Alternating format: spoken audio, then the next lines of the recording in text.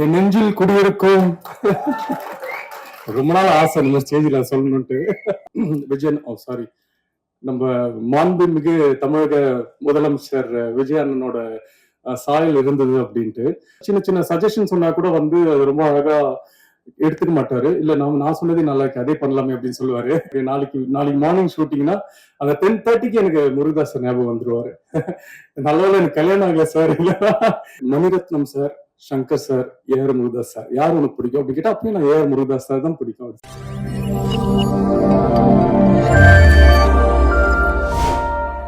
என் நெஞ்சில் குடியிருக்கும் ரொம்ப நாள் ஆசை நம்ம ஸ்டேஜில் சொல்லணும்ட்டு. ஸோ இப்போ இவ்வளோ பேசணும் கேட்டதுல நம்ம என்ன பேசணும், இப்போ நம்ம எந்த ஃபங்க்ஷன்ல இருக்குன்னு மறந்துட்டேன்.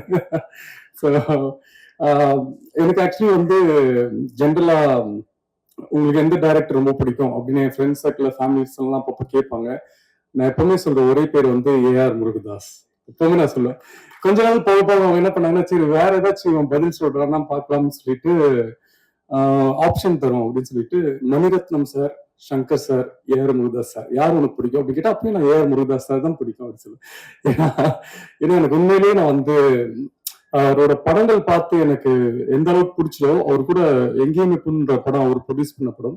ஸோ அந்த படத்துல நடிக்கும் போது அவரோட கேரக்டர் அந்த பிஹேவியர்ஸ் எல்லாம் பார்த்து நிறைய நான் ஃபாலோ பண்ண ஆரம்பிச்சிட்டேன் அவருக்கே தெரியாம. ரொம்ப ஸ்வீட், ஒரு விஷயத்த வந்து கரெக்டா புரியுற மாதிரி சொல்லுவாரு. ஸோ என்கிட்டயும் அப்படி ஒன்று சொன்னாரு, இன்னைக்கு வரைக்கும் நான் ஃபாலோ பண்ணிட்டு இருக்கேன். ரொம்ப ஸ்வீட்டா வந்து படம் ஃபர்ஸ்ட் எங்கேயுமே போதும் ஃபர்ஸ்ட் டே ஷூட்டிங்ல மார்னிங் ஒரு 7 o'clock வந்துட்டு ஸ்டார்ட் பண்ண போறோம்னு சார் வந்திருந்தாரு. அப்ப என்கிட்ட வந்து உங்ககிட்ட ஒரு ஒரு சின்ன ரிக்வஸ்ட் அப்படின்னாரு. சார் சொல்லுங்க சார் அப்படின்னா, நீங்க வந்து ஷூட்டிங் டைம்ல மட்டும் கொஞ்சம் ஏர்லியரா தூங்கிடுங்க. ஏன்னா நீங்க லேட்டா தூங்குனீங்கன்னா அதுக்கப்புறம் அது ஒரு டார்க் சர்க்கிள்ஸ் வரும். நீங்க அதை ஹைட் பண்றதுக்கு ஒரு மேக்கப் போடுவீங்க. அந்த மேக்கப்பை பேலன்ஸ் பண்றதுக்கு கேமராமேன் சார் வந்து லைட்ஸ் எல்லாம் செட் பண்ணணும். ஸோ அது அப்படின்னு எல்லாமே மாறும். ஸோ உங்களோட ஒரு சின்ன தூக்கம் வந்து பின்னாடி உங்களோட வேலைகள் இவ்வளவு பாதிக்கும் அப்படின்னு சொன்னது எனக்கு அவ்வளோ புரிஞ்சுது. சார் நான் ஜென்ரலாவே சீக்கிரம் தூங்கிடுவேன் சார், பட் இன்னில இருந்து நான் சீக்கிரம் தூங்கிறேன் சார். ஷூட்டிங்லாம் இப்போ கூட ஷூட்டிங் எனக்கு நாளைக்கு மார்னிங் ஷூட்டிங்னா அந்த 10:30க்கு எனக்கு முருகதாஸ் ஞாபகம் வந்துருவாரு. நல்லவேளை எனக்கு கல்யாணம் ஆகல சார். இல்ல என் ஒய்ஃப் கிட்ட சொல்லிட்டு சார் தூங்க சொல்லியிருக்காரு, நான் படுக்கிறேன் பாய். இப்ப வரைக்கும் நான் ஃபாலோ பண்ணிட்டு இருக்கேன். அது அது அது எனக்கு வந்து ரொம்ப ஹெல்ப்ஃபுல்லாவே இருக்கு சார். அது அந்த பழக்கமே வந்து அந்த ஏர்லி ஸ்லீப் அப்படின்ற பழக்கம் நமக்குள்ள இருக்கும்போது அது 100% மார்னிங் வந்து ஏர்லியரா வேக்கப் பண்ணி ஆகணும். ஸோ அது அது ரொம்ப பெரிய விஷயம். அது ஃபாலோ பண்ணும்போது அது எல்லாருக்குமே தெரியும். ஸோ அதுக்காக ரொம்ப ரொம்ப தேங்க்ஸ் சார். அன்றை வரமா பார்த்துக்கிறேன் சார். அப்புறம் இந்த படத்துல வந்து மியூசிக் டைரக்டர் வந்து ஃபர்ஸ்ட் வேற ஒரு மியூசிக் டைரக்டர் பேசிட்டு இருந்தாங்க. அதுக்கப்புறம் டிஸ்கஸ் பண்ணி டைரக்டர் சார் வந்து நம்ம மூக்குத்தி அம்மனோட மியூசிக் டைரக்டர் தான் நம்மளுக்கு அப்படின்னாங்க. ஓகே சூப்பருங்க, வெரி நைஸ் அப்படின்னு சொல்லிட்டு ஃபர்ஸ்ட் சாங் கம்போஸ் பண்ணிட்டு அந்த சாங் வந்து கேட்டேன் நானு. அதோட ஒரு ஃபர்ஸ்ட் பிளே பண்ண ஒரு 30 செகண்டே தெரிஞ்சிச்சு, ஆஹா மாட்டினார் அவர் நல்ல மியூசிக் டைரக்டர் நம்ம கிட்ட அப்படின்ட்டு. அக்காடி சாங் தான். அக்காடி சாங் வந்து நீங்க ஏர்பாட்ஸ்ல கேட்கும் போது அவ்வளோ ஒரு குவாலிட்டியா, அவ்வளோ ஒரு புதுசா, இது கண்டிப்பா எல்லாருக்குமே பிடிக்கும் அப்படின்ற மாதிரி இருந்தது. அந்த சிங்கிள் ரிலீஸ் ஆகும்போது அப்படிதான் இருந்தது. டக்குன்னு 1 மில்லியன் 2 மில்லியன் 3 மில்லியன் அப்படியே போயிட்டு இருந்தது. ஸோ அந்த அளவுக்கு ஒரு ஒரு ஒரு டேலண்டட் மியூசிக் டைரக்டர் அண்ட் ரொம்ப நீட் ஒர்க் இருக்கும் அவர்கிட்ட. சேம் எடிட்டரும் அப்படிதான். ஸோ படம் பார்த்துட்டு இது கொஞ்சம் கொஞ்சம் எடிட்டருக்கே ரொம்ப சேலஞ்சிங்கான ஒரு ஃபிலிம் இது. ஸோ அது படம் பார்க்கும்போது உங்களுக்கு தெரியும். அண்ட் முக்கியமா எல்லாருமே சொல்ற மாதிரி நம்ம கேமராமேன் ரிச்சர்ட் சார், சார் ரொம்ப தேங்க்ஸ் சார், ரொம்ப தேங்க்ஸ். உங்க நிலைமை நினைச்சா எனக்கு உண்மையிலே கஷ்டமா இருக்கு சார். அப்பப்போ ஷூட்டிங்ல கூட நம்மள 9 to 6 தான் ஷூட்டிங் அப்படின்னு கூப்பிடுவாங்க. ஓகே அப்படின்னு சொல்லிட்டு மார்னிங் 8 o'clock போயிட்டு ஓகே ரெடி ஆயிட்டு 6 o'clock அந்த 5:30 சொல்லுவாங்க, டாலிங் அந்த சன்செட்ல இப்படி ஒரு ஷாட் இருந்தா நல்லா இருக்குமே அப்படின்னு சொல்லி ஷார்ட். அப்புறம் பார்த்தா ஷார்ட்டாவே இருக்கு, அது ஒரு சீன், அது நைட் 10 மணி தான் முடியும் அப்படின்னு தெரியறதுக்கு 7 மணி ஆகும். ஸோ அதெல்லாம் நான் முடிச்சுட்டு நான் கிளம்பி வீட்டுக்கு போகும்போது சார் முடிஞ்சிச்சா ஷூட்டிங் பேக்கப் ஆயிடுச்சான்னு கேட்டா இல்ல அவங்க வேற லொகேஷன் போயிருக்காங்க, வேற எதுவும் ஷூட் பண்ண போயிருக்காங்க. நைட் 12 மணி 1 மணி வரைக்கும் ஷூட் முடிச்சுட்டு திரும்ப மார்னிங் 7 o'clock வந்துருவாங்க. ஸோ அந்த அளவுக்கு ஒரு டெடிகேஷன் கேமராமேன் சார் வந்து நான் பார்த்துருக்கேன். நிறைய பேருக்கு ஒர்க் பண்ணிக்கும். சார் வந்து ரொம்ப ஃபாஸ்ட். எனக்கு அவர் ஒர்க் பண்றாருன்னு தெரிஞ்ச உடனே ரொம்ப சந்தோஷமா இருந்தது. ஏன்னா அப்பதான் ரீசெண்டா மாநாடு படம் வந்தது. சார் தான் மாநாடு படத்தோட கேமராமேன். ஸோ அந்த படம் பார்க்கும்போதே தெரியும், அதுவுமே ஒரு கேமராமேன் அண்ட் எடிட்டருக்கு ரொம்ப சேலஞ்சிங்கான ஒரு படம் தான். ஸோ சார் தான் பண்றாரா வாவ் அப்படின்ட்டு எனக்கு ரொம்ப சந்தோஷமா இருந்தது. ஸோ அது நினைச்ச மாதிரியே அந்த அந்த ஃப்ரேம்ஸ் அந்த குவாலிட்டி எல்லாமே வந்து நினைச்சதை விட ரொம்ப அதிகமா நல்லா இருந்தது sir. Thank you so much sir. நான் அது வந்து மறக்கவே மாட்டேன். இந்த படத்துக்கு நீங்க வந்தது வந்து எங்களுக்கு ஒரு பெரிய லக். ஸோ சேம் அதே மாதிரி ப்ரொடியூசர் நம்ம பாபு விஜய், அவர் தான் ப்ரொடியூசர். ஒரு ப்ரொடியூசர் கூட வந்து எல்லாரோட ப்ரொடியூசரோட கஷ்டம் வந்து எனக்கு தெரியும். பட் வந்து அவ்வளோ க்ளோஸரா நம்ம பார்த்துருக்க மாட்டோம். ஏன்னா அந்த ப்ரொடியூசருக்கும் ஒரு ஒரு ஹீரோ ஆக்டருக்குலாம் வந்து ஒரு சின்ன டிஸ்டன்ஸ் இருக்கும். அவங்க எங்கேருந்து பணம் வாங்குறாங்க, அதுக்கு என்ன இன்ட்ரெஸ்ட் பே பண்றாங்க, இது எதுவுமே எந்த ஆக்டருக்குமே தெரியாது. ஸோ இது அதெல்லாம் தாண்டி இந்த ப்ரொடியூசர் கிட்ட நான் வந்து ஒர்க் பண்ணும்போது எனக்கு ஒரு 10வது நாள் ஷூட்டிங் எனக்கு எப்படி ஆயிடுச்சுன்னா, என்ன 2 நிமிஷம் சும்மா இருக்கீங்க, டக்குனு இது கொல்த்ரா ஷாட் எடுத்துலாமா அப்படின்னு நான் கேட்டோம். இவங்க என்ன ஷாக்கா பார்க்க ஆரம்பிச்சிட்டாங்க. ஸோ அந்த அளவுக்கு ஒரு ஒரு ப்ரொடியூசர்னா இவ்வளவு கஷ்டங்கள் இருக்கு அப்படின்றது எனக்கு இந்த படத்துல தான் ரொம்ப க்ளோஸரா தெரிஞ்சது. ஸோ ஒரு பியூட்டிஃபுல் ப்ரொடியூசர் நம்மளுக்கு கிடைச்சிருக்காரு. கரெக்டான படத்துக்கு தேவையான விஷயங்களை செலவு பண்றது, தேவையில்லாத விஷயத்துக்கு செலவு பண்ணாம இருக்கிறது. ஸோ அது எல்லாமே ஒரு குட் குவாலிட்டி ஒரு ப்ரொடியூசருக்கு. ஸோ அது நம்ம பாபு விஜய் சார் பண்ணாரு. And director Babu Vijay sir வந்து சம்டைம்ஸ் படம் ஷூட்டிங்லாம் முடிஞ்சு எனக்கு கனவுல எல்லாம் வர ஆரம்பிச்சிட்டார். சார் ரெடி டார்லிங் அப்படின்னு.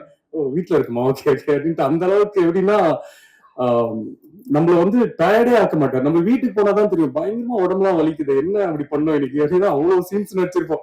ஒரு நாள்லயே ஒரு 150 சீன், படத்துலயே 60 சீன் தானே பாருங்க அப்படின்ற மாதிரி எடுத்துட்டே இருப்பாரு. நம்மளுக்கு டயர்டே ஆகாது. ஆனா ரொம்ப இன்ட்ரெஸ்டடா நம்மள அந்த அந்த ஒரு பவர்க்குள்ள கொண்டு வருவார். கொண்டு வந்து வேலையை வந்து கரெக்டா அவருக்கு வேலையை வாங்க தெரியும். அதே மாதிரி ஏதாச்சும் சின்ன சின்ன சஜஷன் சொன்னா கூட வந்து அது ரொம்ப அழகா எடுத்துக்க மாட்டாரு. இல்ல நான் சொன்னதே நல்லா இருக்கு, அதே பண்ணலாமே அப்படின்னு சொல்லுவாரு.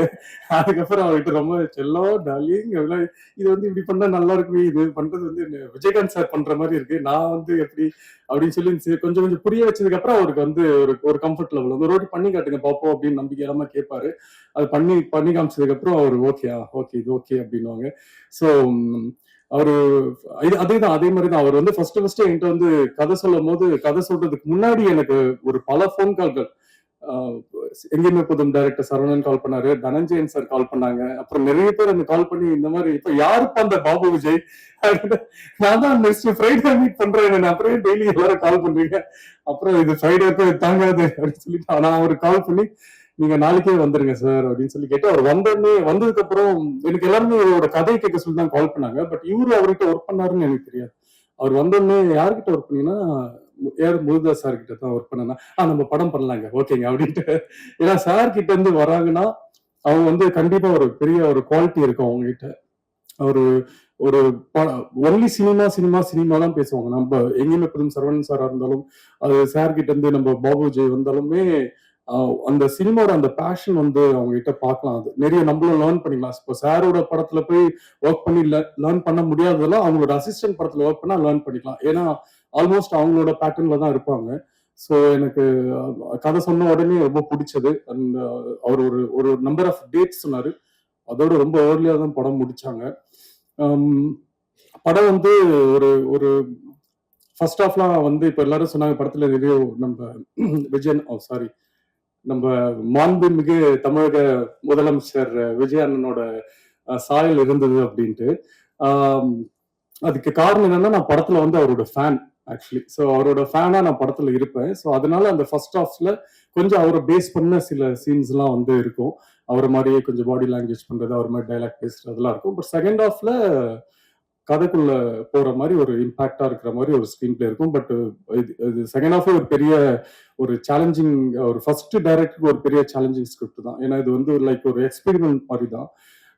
அவர் நினைச்சாருன்னா ஈஸியா ஒரு கமர்ஷியலா ஒரு செகண்ட் ஹாஃப்ல அது கொண்டு போயிருக்கலாம். பட் அவர் எந்த இடத்துலயுமே அதை விடல. நான் கூட ஒரு இன்ட்ரோல் பேக்ல கூட நீங்க ட்ரெய்லர்ல பார்த்த டைலாக் கூட நான் கேட்டிருந்தேன், இது இன்ட்ரோல இருந்தா நல்லா இருக்குமேன்ட்டு. பட் அதுக்குமே அழகான ரீசன்ஸ் எல்லாம் வச்சிருந்தாரு. இல்ல இப்படி வந்தா ஹீரோயிசமா போகணும் செகண்ட் ஹாஃப்ல, நம்ம கதை அப்படி பேஸ் பண்ணி இல்ல. ஸோ அப்படின்னு சொல்லி படத்துக்கு என்ன வேணுமோ ஒரு ஹீரோக்குன்ட்டு ஒரு இம்பார்ட்டன்ஸ் மூவில இல்லாம அந்த கதைக்குன்னு ஒரு இம்பார்ட்டன்ஸோட பிளஸ் ஹீரோவை மாசா எப்படி காட்டுறதுன்னு அந்த அளவுக்கு ஒரு ஒரு பேக்கேஜா அவர்கிட்ட இந்த படத்தை எடுத்திருந்தாரு. இல்ல இப்பெல்லாம் எது பேசினாலும் பயமா இருக்கு மார்க் பண்ணி. சோ ரொம்ப சந்தோஷம். இந்த படம் மாதிரி தான், நம்ம படத்தோட ட்ரெயில் மாதிரி தான் சற்றென்று மாறுது வானிலை. நம்ம இங்கேயே இப்போ ஒரு பெரிய வானிலை மாற்றம் வந்திருக்கு.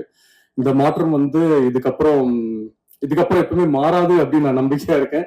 உங்களுக்கு எல்லாம் பிடிச்ச ஒரு கிளைமேட்டா தான் இனிமே இருக்கும் தமிழ்நாடு.